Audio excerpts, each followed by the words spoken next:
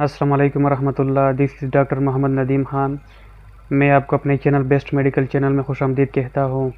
आज हम forensic medicine का एक और टॉपिक पढ़ेंगे, आइसोप्रोपाइल अल्कोहल। आइसोप्रोपाइल अल्कोहल जिसको आइसोप्रोपानोल भी बोलते हैं। सबसे पहले ये सवाल पैदा होता है कि आइसोप्रोपाइल अल्कोहल किन किन चीज़ों में होता है या किन किन जगहों पर इस्तेमाल होता है। तो ये मुख्तलिफ़ माउथ वाशेस जो होते हैं जिसके थ्रू हम अपने माउथ को वॉश आउट करते हैं उसमें इस्तेमाल होता है। इसके अलावा मुख्तलिफ़ एंटी फ्रीज सब्सटेंसेस जो होते हैं जिसके ज़रिए हम फ्रीजिंग को प्रिवेंट करते हैं उनमें भी इस्तेमाल होता है। इसके साथ साथ मुख्तलिफ़ स्किन लोशंस जो होते हैं जो हम स्किन पर अप्लाई करते हैं, स्किन लोशन में भी ये मुख्तलिफ पाया जाता है। और इसके साथ साथ जो रबिंग अल्कोहल होता है, रबिंग अल्कोहल उनमें 70% ये आइसोप्रोपानोल होता है। तो माउथ वॉशेस हो गए, एंटी फ्रीज सब्सटेंसेस हो गए, स्किन लोशंस, रबिंग अल्कोहल, इसमें 70% आइसोप्रोपाइल अल्कोहल होता है। अब फिर सवाल पैदा होता है कि इसके कौन कौन से प्रॉपर्टी होते हैं, ये क्या क्या प्रॉपर्टी रखते हैं। तो एक तो प्रॉपर्टी है कि दूसरे जितने भी अल्कोहल है उनकी तरह इसका जो है ना कलरलेस होता है, इसका कोई कलर नहीं होता। उसके साथ साथ इसका जो ऑर्डर होता है, जो बो होती है, वो एसीटोन की तरह ऑर्डर होता है। यानी जिस तरह एसीटोन का फ्रूटी स्मेल होता है इसी तरह इसका भी एसीटोन की तरह स्मेल होता है। और दूसरा है कि ये जब आप उसको मुंह में रखते हैं तो एक बीटर टेस्ट रखता है, इसका जो टेस्ट होता है वो भी बीटर होता है। तो ये उसके प्रॉपर्टी हो गए कि कलरलेस हो गया, एसीटोन की तरह इसका स्मेल हो गया, और जब आप उसको अपने मुंह में रखते हैं तो इसका एक बीटर टेस्ट होता है। फिर सवाल पैदा होता है कि ये किन किन जगहों पर मेटाबोलाइज होता है और किस तरह मेटाबोलाइज होता है। तो ये इस तरह होता है कि जब आप उसको लेते हैं तो ये जो रिस्पायरेटरी ट्रैक्ट और जीआई ट्रैक्ट का जो म्यूकोजा होता है, यानी जो लाइनिंग म्यूकोजा होता है इस तरह ट्रैक्ट का, रिस्पायरेटरी या जीआई ट्रैक्ट का, ये वहाँ से एब्जर्व हो जाता है और फिर विद इन 30 to 120 मिनट इसका लेवल फेटल हो जाता है ब्लड में। और एक दफ़ा जब इसका लेवल फेटल पीरियड और फेटल डोज में पहुंच जाता है तो फिर ये मुख्तलिफ साइड इफ़ेक्ट काज करते हैं जिसको हम आगे पढ़ेंगे। इसका मेटाबॉलिज्म जब होता है तो ये लीवर में इस तरह होता है कि फ़र्ज़ करिए हमारे साथ लीवर है, तो लीवर में ये जो आइसोप्रोपानोल है या आइसोप्रोपाइल अल्कोहल भी इसको बोलते हैं, ये कन्वर्ट हो जाता है लीवर में एसीटोन में। तो जब ये एसीटोन में कन्वर्ट हो जाता है तो फिर ये एसीटोन जो है ना ये फिर लंग्स के थ्रू भी बाहर निकलता है क्योंकि ये वोलेटाइल होता है, और उसके साथ साथ यूरिन में भी बाहर निकलता है। तो ये इसका मुख्तसर मेटाबॉलिज्म हो गया कि जब हम इसको लेते हैं तो ये रिस्पायरेटरी और जीआई ट्रैक्ट की म्यूकोजा से एब्जर्व हो जाता है, और फिर जब ये विद इन 30 to 120 मिनट इसका ब्लड में लेवल फेटल हो जाता है, और फिर ये लीवर में जब जाता है तो लीवर में ये आइसोप्रोपानोल या आइसोप्रोपाइल अल्कोहल एसीटोन में कन्वर्ट हो जाता है। और एसीटोन जो है ना ये चूँकि वोलेटाइल होता है तो फिर ये थ्रू लंग्स और थ्रू लंग्स के थ्रू भी बाहर वोलेटाइल होता है तो ये निकलता है बॉडी से, और यूरिन में भी बॉडी से निकलता है। इस वजह से यहाँ पर जब आप उस पर्सन के स्मेल को जब वो ब्रीथिंग करता है तो जब आप उसके ब्रेथ को स्मेल करेंगे तो आपको फ्रूटी स्मेल मिलेगा। जिस तरह डायबिटिक कीटो एसिडोसिस में ऐसा होता है कि एसीटोन ब्रेथ होता है वहाँ पर, जब आप उसको सूंघते हैं तो आपको फ्रूटी स्मेल मिलता है।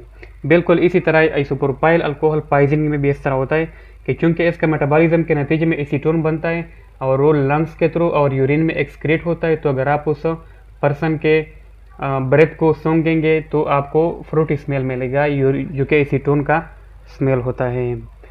फिर सवाल पैदा होता है कि हाउ दे एक्ट, वो किस तरह अपना इफेक्ट शो करते हैं। तो इसके जो इफेक्ट है मैंने आप लोगों को अदर अल्कोहल में भी पढ़ाए थे कि अल्कोहल बुनियादी तौर पर सीएनएस डिप्रेसेंट है, यानी ये जो है ना ब्रेन को वहाँ पर डिप्रेशन काज करता है। मुख्तलिफ डिप्रेसिव इफेक्ट मैंने आप लोगों को पढ़ाए थे जिसमें मैंने जो सीएनएस के मैनिफेस्टेशन थे, हेडेक, वर्टाइगो, डिजीनेस, वो सारे यहाँ पर आते हैं। लेकिन इस तरह है कि जो आइसोप्रोपाइल अल्कोहल है इसके जो साइड इफ़ेक्ट है ये मोर टॉक्सिक है इस कंपेयर टू मिथाइल अल्कोहल, और ये हद तक 2 to 3 टाइम ये मोर पोटेंट है इस कंपेयर टू इथाइल अल्कोहल। तो इसका मतलब यह है कि ये मोर पोटेंट है इस कंपेयर टू अदर अल्कोहल। अब इसका जो फेटल डोज होता है ये 250 मिलीलीटर होता है, और ये जब ब्लड में इसका कंसंट्रेशन ग्रेटर देन 100 mg पर डेल हो जाए तो तब ये फेटल डोज कंसीडर किया जाता है। और इसका जो फेटल पीरियड है ये 1 to 2 आवर, तकरीबन फ्यू आवर में इसका फेटल पीरियड पहुंच जाता है। तो ये इस आइसोप्रोपाइल अल्कोहल के properties, fatal dose, fatal period और मेटाबॉलिज्म के बारे में हो गया। अब हम आइसोप्रोपाइल अल्कोहल के साइंस, सिम्टम, पोस्टमार्टम फाइंडिंग और मेडिकल एस्पेक्ट्स के बारे में पढ़ते हैं। तो साइंस सिम्टम में सबसे पहले ये है कि बाकी अल्कोहल की तरह ये भी CNS डिप्रेशन काज करता है, यानी जो सेंट्रल नर्वस सिस्टम है हमारे साथ उसको ये डिप्रेस करता है। तो जब ये वहाँ पर डिप्रेशन काज करता है तो उसके नतीजे में CNS डिप्रेशन के डिफरेंट इफेक्ट शो होते हैं, जिसमें मैंने आप लोगों को हेडेक बताया था, ड्रंकनेस के इफेक्ट, साइड इफेक्ट में इसके अलावा वहाँ पर वर्टाइगो भी महसूस होता है। तो मुख्तलिफ जो साइड इफेक्ट है आइसोप्रोपाइल अल्कोहल के जो CNS डिप्रेसेंट इफेक्ट है वो काज करता है। इसके अलावा दूसरा जो साइड इफेक्ट है मैंने आप लोगों को और अदर अल्कोहल पॉइजनिंग में बताया था कि वहाँ पर मेटाबॉलिक एसिडोसिस काज होता है, वहाँ पर एनाइन गैप बढ़ता है तो उसके नतीजे में मेटाबॉलिक एसिडोसिस काज होता है। लेकिन in case of isopropyl alcohol यहाँ पर कोई मेटाबॉलिक एसिडोसिस काज नहीं होता, सिर्फ ये CNS डिप्रेशन काज करता है। उसके साथ साथ ये जो है ना अदर अल्कोहल के मुकाबले में ये भी मुख्तलिफ सेंटर को डिप्रेस करता है। मिसाल के तौर पर इसकी वजह से पैर रिफ्लेक्सेस स्लगिश हो जाते हैं, जो मुख्तलिफ बॉडी में रिफ्लेक्सेस है वो स्लो डाउन हो जाते हैं। इसके अलावा जो अदर साइड इफेक्ट है ऑटोनोमिक डिस्टर्बेंसेस के, उसमें हाइपोटेंशन, टेकिकार्डिया वो भी यहाँ पर हमें मिलते हैं। तो मेन इसका जो इफेक्ट है वो CNS डिप्रेशन इफेक्ट है, और उसके साथ साथ मुख्तलिफ सेंटर को डिप्रेस करता है, सेंसेस डिप्रेस हो जाते हैं, हाइपोटेंशन, टेकिकार्डिया, ये जो ऑटोनोमिक डिस्टर्बेंसेस के जो सिम्टम है वो भी हमें यहाँ पर मिलते हैं। अगर हम इसके पोस्टमार्टम फाइंडिंग को देखें तो एक एक्सटर्नल पोस्टमार्टम फाइंडिंग होते हैं और एक इंटरनल। एक्सटर्नल में जब हम देखते हैं तो हमें कोई स्पेसिफिक फाइंडिंग नहीं मिलता, यानी नॉन स्पेसिफिक फाइंडिंग होते हैं in case of isopropyl alcohol. लेकिन ये होता है कि अगर आप उसके ब्रेथ को सूंघते हैं तो फिर आपको वहाँ पर फ्रूट स्मेल मिलेगा।